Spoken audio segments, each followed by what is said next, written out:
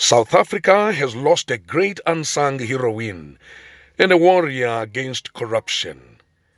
To us, we have lost a sister, a friend, and a professional colleague who was conscientious and ethical throughout her professional life.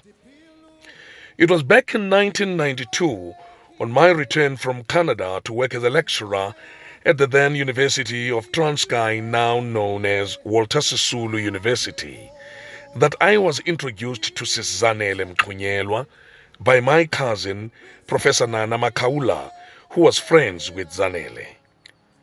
I was impressed by this dignified, beautiful, bespectacled lady who had such a gentle, reassuring, toothy smile and an energy-saving laughter. Everything about her was classy, polished, and refined, and a person of good character who must have come from a family of good values and principles. I was then drawn into their circle of friends, though much younger than them in terms of age. But they welcomed me besides occasional reminders of my junior years. A devout Christian and a person who loved her family and friends and took her work seriously. Zanele would tell me that she was not planning to get married at all, as she was already married to Jesus Christ, the Savior, and I would retort, "Oh, what a waste, as everything about you is to be a dignified wife lifting some other household to levels they could not have imagined."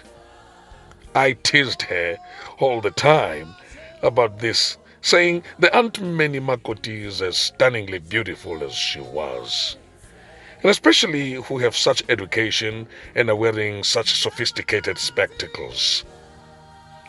She would always say, "I hope you won't repeat ezi zinto zakho zigezayo," beaming with such a toothy smile.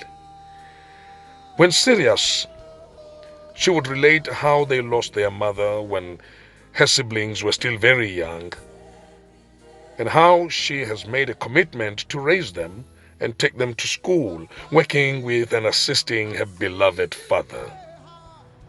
This was deep, as she was prepared to forego her own pleasures and conventional goals of life and sacrifice to raise her family. Such a profound spirit of Ubuntu enacted in real life. She was always ethical and fought against corruption, which she resented with all her being while at UNITRA. She was appointed to work in the national government, and I was in America for years, but when we reconnected, she was still the Zanele whom we affectionately called Z, and her values, principles, and ethical conduct, as well as deep resentment of corruption, was still there. She confided on how rampant corruption was and how she has been pressured left, right, and center to do wrong and vowed to die than do that. She talked of death threats by those who perceived her as a stumbling block to their desperate efforts to access huge government tenders in an irregular manner.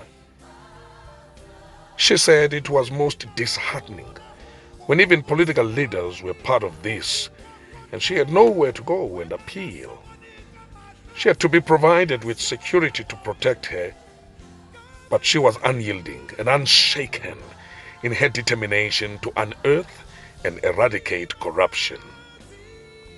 A few years ago, when I chaired the IDT and heard that Treasury could assist us with forensic investigations into cancerous corruption that had choked this public works department entity, I approached her, and she instantly agreed to even fund such forensic investigation. She was true to her word. We have lost a warrior for justice, an ethical leader, and an exemplary person for the accounting and audit profession. We have lost a warrior against devastating pandemic of corruption in our society. It will be hard to replace Zanele, because her deep conviction and character gave her work a different quality and effectiveness. We say, go well, Zet. Go well, Nkosazana, as heavens are smiling at you. You have fought a good fight, and you have given full purpose to your life.